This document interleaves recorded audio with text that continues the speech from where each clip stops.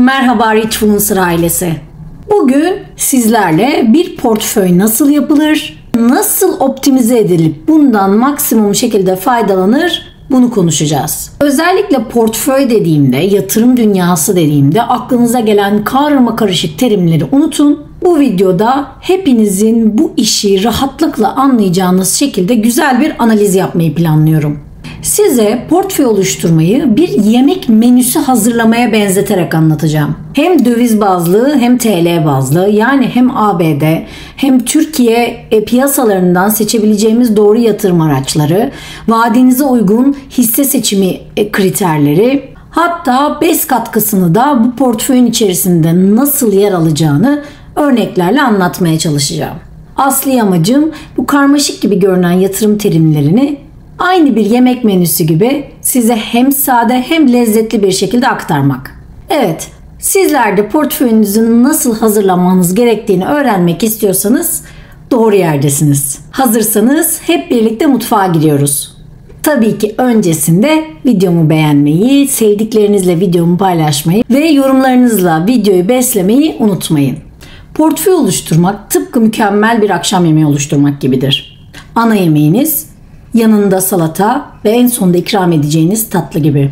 Her biri belli oranlarda, dengeli ve özenle seçilmeli.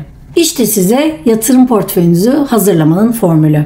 İlk ana yemekle başlayalım. Ana yemek dediğiniz şey aynı sofranız gibi portföyünüzün de temelini oluşturur. Bu kısım en büyük oranı alır ve esas varlıklar burada toplanır. Benim portföy anlayışıma göre ana yemek 3 ana kalemden oluşur. Bunlardan birincisi hisse senetleri, ikincisi tahviller, 3 nakit birikimi. Daha önce videolarımda anlattığım gibi tahvil en risksiz, sabit getirili bir yatırımdır. Karşılığında hisse senedi getiri potansiyeli yüksek ama risk seviyesi daha yüksek bir yatırımdır. Biz eğer gençsek, yani elimizdeki parayı büyütmek istiyorsak hisse senedine doğru portföyümüzün oranını kaydırırız. Ama eğer belirli bir yaşın üzerindeysek ve elimizdeki parayı aslında tutmak ve korumak istiyorsak, yani alım gücümüzü korumak istiyorsak tahvile doğru yatırımlarımızı kaydırırız. Burada yapacağınız şey tahvil, hisse senedi ve nakit kısmını portföyünüzün büyük kısmıyla oluşturmak. Burada peki neden nakit diyorum? Yani nakit dediğimiz şey aslında enflasyonla eriyen bir kısım. Ama biz yatırımcılar fırsatları kaçırmamak adına mutlaka kenarda nakit bulunduruyoruz. Özellikle şu an gibi, yani ülkelerin daha böyle sıkışmış dönemlerinde, faizlerin yüksek olduğu dönemlerde kişiler ellerindeki değerli hisseleri ya da değerli varlıkları ucuz yolla satmaya gidebilir. Bunun en büyük nedeni sürekli parasının erimesi olabilir, sürekli olarak hisselerin değerlerinin düşmesi olabilir ya da acil olarak nakite ihtiyacı olması olabilir. Acil nakit ihtiyaçlarımızı karşılarken yatırımdaki sistemimiz, yani bileşik etkiyi bozmamak için de aslında neye ihtiyacımız var? O nakit varlığının ana yemekte durmasına ihtiyacımız var. Bu nedenle de biz özellikle dediğim gibi böyle faizlerin yüksek olduğu sıkışmış dönemlerde mutlaka ana yemeğimizin içerisinde belirli oranda nakit de bulundururuz. Tabii bunu biz yastık altı olarak bulundurmuyoruz. Bunlar için de aslında daha likit olabilecek para piyasalarında paramızı işte günlük faiz gibi, zaten faizler de yüksek olduğu için oradan da getiri sağlıyoruz. Burada bekletiyoruz. Niçin bekletiyoruz? Dediğim gibi güzel bir fırsatı yakalayıp ucuz onu kapatabilmek için bekletiyoruz. Sıra geldi yan lezzetlere, yani salatalara. Aslında yan yemek dediğimiz şey ne yapar? Ana yemeği hafifletir. Ana yemeğe hem çeşitlilik katar hem tazelik katar. Portföyde de bu böyle. Tahviller ve hisse senetleri aslında ağır toplardır. Portföyümüzün büyük bir kısmını oluştururlar. Ama bunları çeşitlendirmek gerçekten sorunludur. Özellikle portföyümüzü çeşitlendirmek, portföyün esnekliğini sağlayabilmek ve farklı piyasa koşullarında dahi yan ürünler gerçekten çok önemlidir. Bu bölümde aslında tüm ağırlığı yatırım fonları ve ETF'lere doğru yöneltiriz. Çünkü dediğim gibi ana yemek içinde bulunan elemanları çok fazla çeşitlendirmek, onun üzerine çok fazla hakimiyet ve kontrol sahibi olmak kolay değildir. Bu elemanlar bizi kişisel olarak zorlar. Ama baktığımızda salata niyetine koyduğumuz endeks fonları, ETF'ler, yatırım fonları gibi kendiliğinden birden çok sektöre birden çok varlığa, birden çok ülkeye ya da birden çok alana yatırım yapan sistemler aslında bizim portföyümüzde hem esneklik hem çeşitlilik sağlarken bize de ciddi anlamda bir zaman kazancı oluşturur. Bu araçlar kişisel portföylerimizi hem yerel hem global piyasalara entegre eder. Böylece bizleri global anlamda da fırsatlara açık hale getirir. Artan çeşitliliği sayesinde ekonomik dalgalanmalara karşı portföyümüzü korur. Ve geliyoruz tatlıya. Bir tatlı nedir? Aslında yemek menümüzün tamamlayıcı unsurudur. Aynı şekilde portföydeki tatlı kısmı da tamamlayıcı unsurları içerir. Bunlar nelerden mi oluşuyor? Altın ve diğer metaller, kripto paralar, emtia fonları veya türev ürünler. Peki sizce neden tatlılar ana yemek yerine kullanılamaz? Örneğin bu saydığım listedeki altın, biz neden ana gelir kaynağımızı, ana portföyümüzü mesela %100 altında tutmuyoruz? Şimdi bununla alakalı önemli değişkenler var. Birincisi, ana varlıklar vizyon olarak uzun vadeli büyüme ve koruma sağlar. Tatlılar ise bu temel işlevi yerine getiremez. Yani 10 gram altın 30 yıl önce de 10 gramdı, 50 yıl sonra da 10 gram olacak. Aynı zamanda tatlı dediğimiz unsurlar yüksek risk ve volatilite içerir. Yani oynaklığı yüksek olan varlıklardır.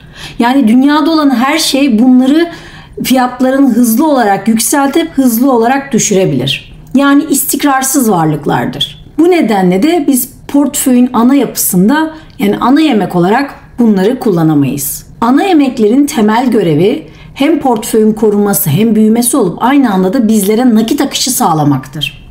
Yani biz bunlara tahviller diyoruz. İşte gayrimenkul REIT dediğimiz gayrimenkul yatırım ortaklıkları fonları diyoruz. Kar payları diyoruz. Yani temettü içeren hisse senetleri diyoruz. Bunlar ne yapar aslında? Bize belirli dönemlerde nakit akışları sağlarlar. Yani bu ana yemeğin görevidir. Oysa baktığınızda bugün tatlılar bu misyonu sağlayamazlar. Bu nedenle biz onları ana yemeğin içinde düşünemeyiz. Ve en önemlisi de denge. Piyasayı döngüsel hareket eden bir varlık olarak düşünürseniz aslında tahvilin de hisse senedinin de yatırım fonlarında işte diğer anlattığım ana yemekte dahil olmak üzere yatırım araçlarının da kazandırdığı dönemler vardır. Daha kaybettirdiği dönemler vardır. Aslında bunlar korelasyon dediğimiz, yani birbirleriyle ilişki anlamında çok yüksek ters ilişki içindedir.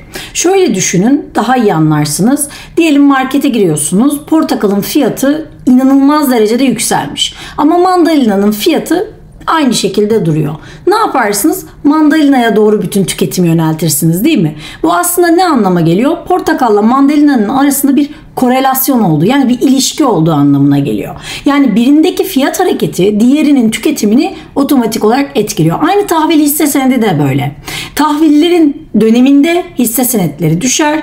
Hisse senetlerinin döneminde, yani hisse senetlerinin fiyatlarının arttığı dönemlerde de tahvil fiyatları düşer. Biz bu aradaki ilişki çok zıt olduğu için de zaten ne yaparız? Biz bunu portföyümüzün ana yatırım aracı olarak kullanırız.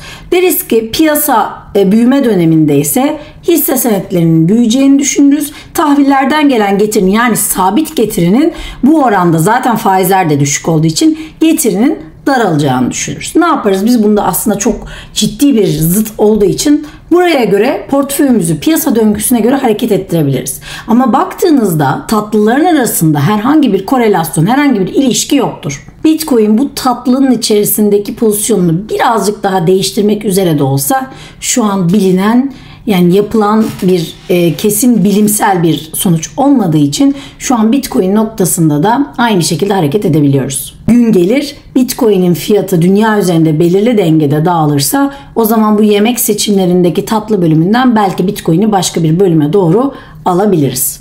Ama şu an için baktığımızda altını ne olarak görüyorsak aslında Bitcoin'de benzer bir noktada, yani tatlı olarak ele alabiliriz. Yani söyleyeceğim o ki bir portföy yapacağınız zaman öncelikle portföyünüzü 3 ana dala ayıracaksınız. Ana yemeklerine ayıracaksınız. Bu portföyünüzün büyük oranı bu alanda olacak. Örneğin %60 gibi büyük bir alanını bu alanda toplayacaksınız. %25'ini endeks yatırım fonları gibi hem çeşitlilik sağlayacak hem size ekstra getiri potansiyeli sunacak.